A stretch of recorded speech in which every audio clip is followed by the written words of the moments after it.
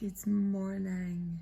It is Saturday here in Ubud and I'm feeling ready to come back on the vlogs. So just to give you a bit of an update, I've been in a process. On Wednesday, I went for reflexology after I had my little bike accident, but that was nothing to do with booking the reflexology, that was already booked. So I went for reflexology, and as she was doing the reflexology, I could feel things moving through my body, like big emotions coming through, and I'm thinking, I feel like I could have started really releasing and crying when she was doing it. So I'm holding it together because let's face it, you know, that's not going to like go down too well in the middle of a place where people are having massages and I start having an outburst. But I knew I didn't have long left, so I thought, right, hold it together, you've got about 15 minutes left.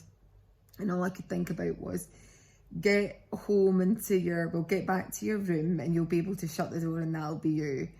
So she was done and I'm walking back with the lovely German lady Simone who I met, who left the following day. Anyway, so I'm walking back with her and she's invited me out to dinner and I'm saying, oh, do you know, I'm not feeling too good. I'm really tired. I'm just going to go back to my room. Well, as I'm walking through the corridor of the hotel to come into the room, I felt the emotions coming, the tears are coming. It's like one of those movies, one of those movies that you see where they shut the door and they just go, whoa, fall to the ground. Like, I am saying this in a kind of half jokey way. At the time, it didn't feel like a joke. That's what I did. I literally hit the floor. The emotions that I moved through, I pretty much cried solid for about 30 hours. I've never experienced that. The grief, the sadness, the sorrow, and there's still some emotions there for sure.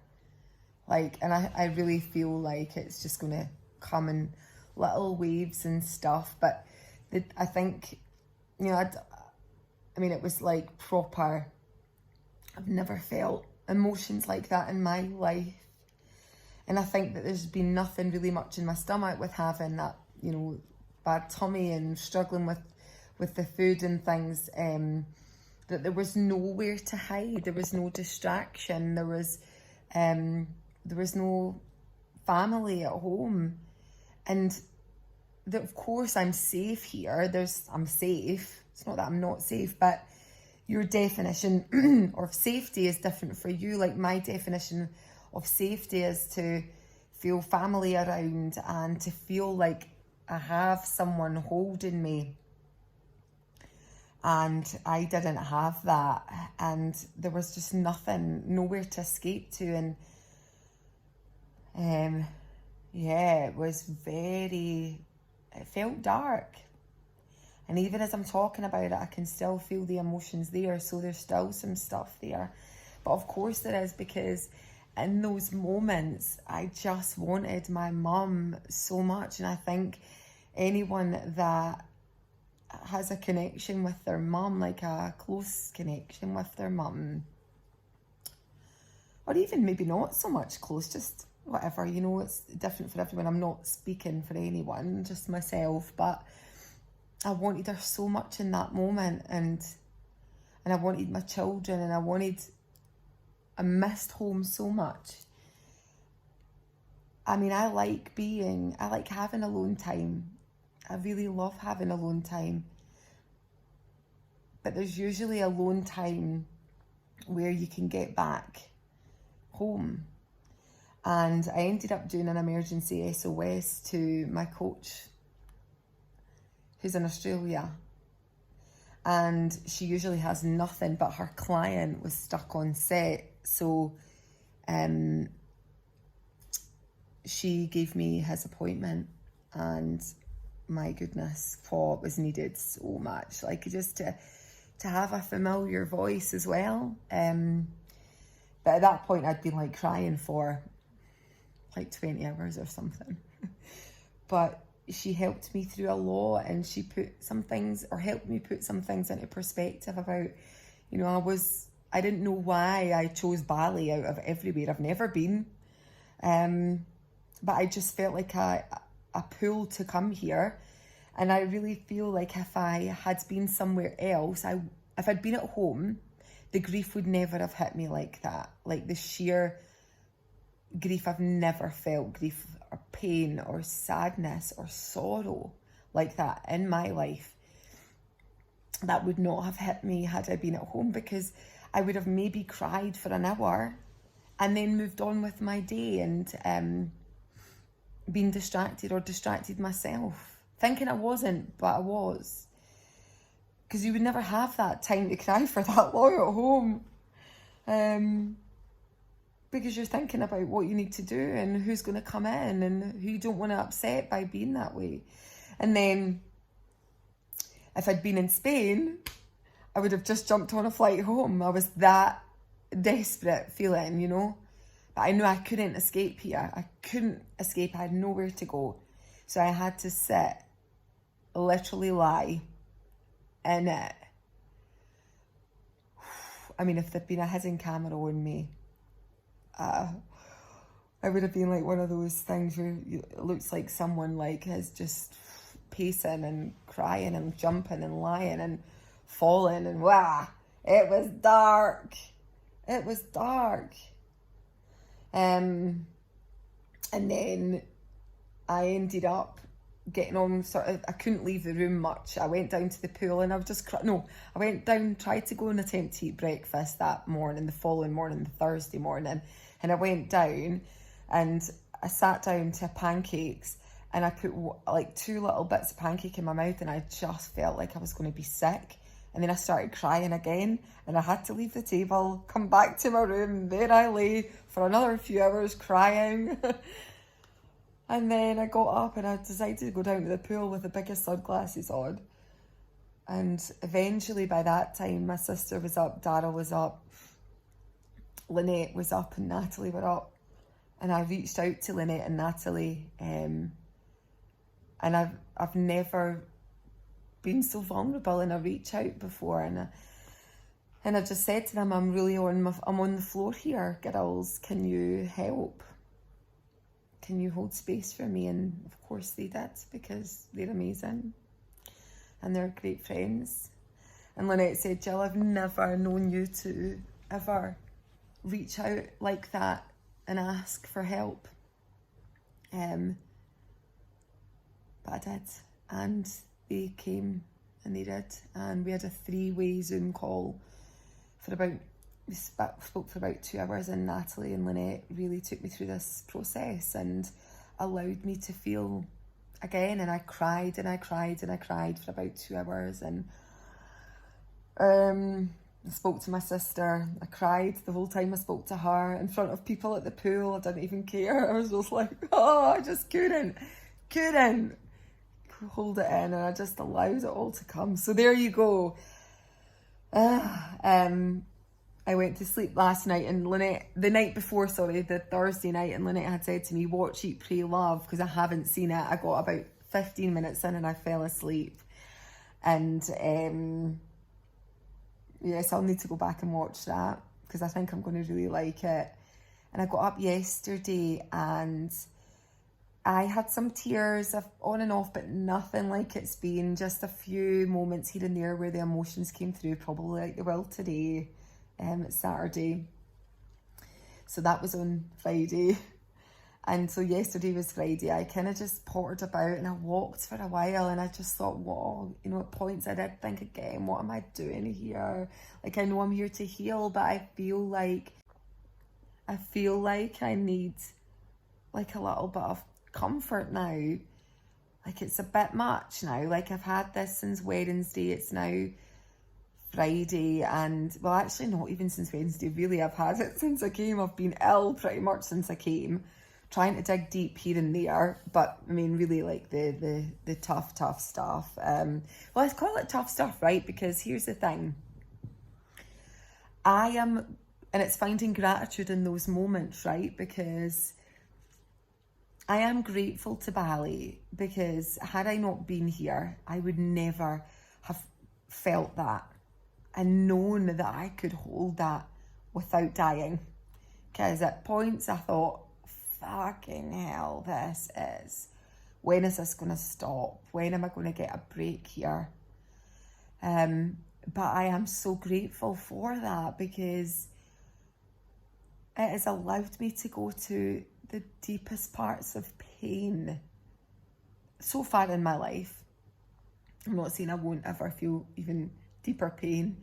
I don't know what the trajectory of my life is, but so far in my 42 years, my heart has been cracked wide open. I think like anything sets me off, even like speaking now about gratitude for that, because the universe obviously thinks I can handle it, right? And it's going to just allow me to feel even deeper than I've ever felt before, for me and for others. And I've got to be grateful for that. Got to be. You know, I feel it now. I feel emotions for, like, I was going to say empathy. I've always had empathy, but, you know, how can I really support people in grief when I have never been on the floor with it, like literally on the floor? And I felt like the 19 years of cancer with my mum and the collective we felt as a family during that time, so much of it had been suppressed because my mum was still here and we were fighting through the struggle of treatment and cancer for so long, and 19 years, and then the nursing home and all of the things that were so painful were felt in the pretty much 36 hours. They've been felt. And it was, yeah. And so I'm grateful to Ubud for allowing me to have that experience here, because I don't think I ever would have had I been at home.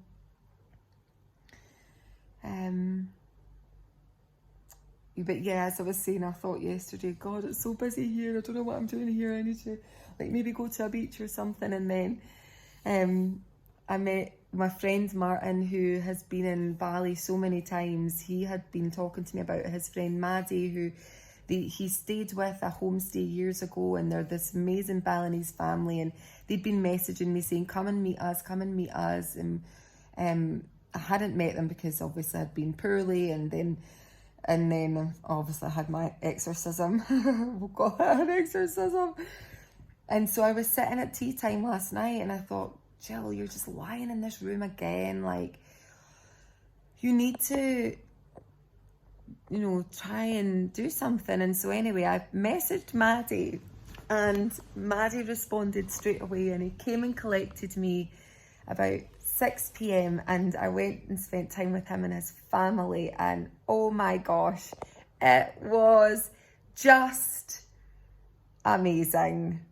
Oh, they were so lovely. As soon as I saw him, I felt a sense of safety and connection. And then I met his wife and his granddaughter, and then his daughter came and his son-in-law. And we all sat round the table and they made me hot ginger and lemon tea and this cake. And then they gave me they had this passion fruit tree, and I ate passion fruit. And they gave me this bag with fresh mangoes and passion fruit. And then they brought me back here about 9:30 last night. And then next door to me, I felt so full.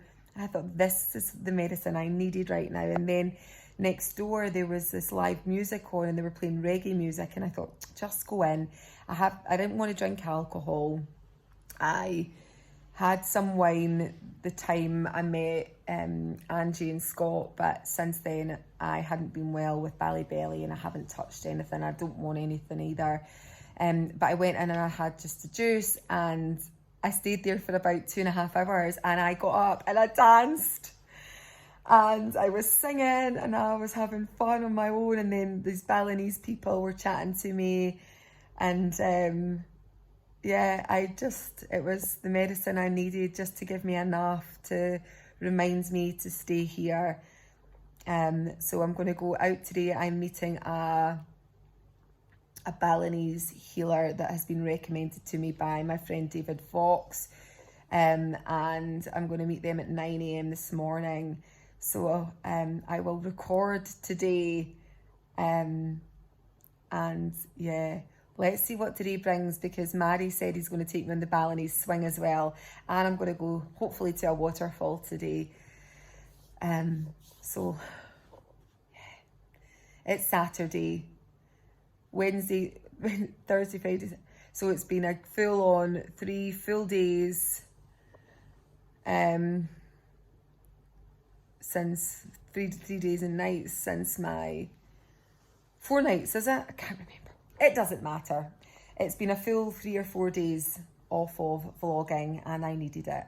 I needed to honour myself in that space and do it in private without having to think about doing anything else. Injury. That was my accident. No more driving motorbikes or scooters. But guys, it's not a very exciting vlog, but I hope that someone watching this resonates, and I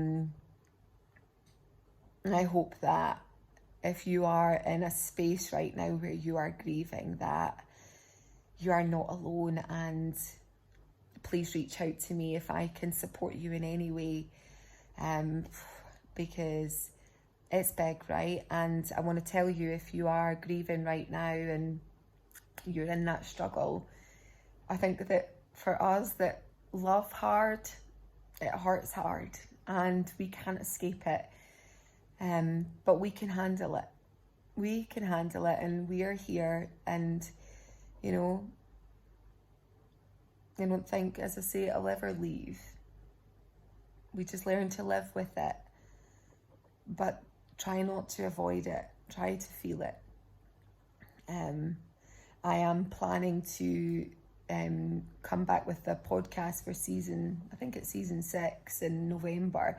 And we're doing a grief season in November. So it's going to be second half of November, December and January, because I feel like that is where people really, really struggle too, right? This time of the year is so tough. And I know for us, like, not having mum at Christmas, I'm going to cry again. Everything sets me off now. It's just not having her. It's tough, man. So I'm going to put this podcast together, and I'm going to have grief experts on to really support anyone in that space that needs it. And so we'll be giving lots of advice and support during that time for you guys if you need it. So I'm sending you lots and lots of love, and look out for tomorrow's vlog.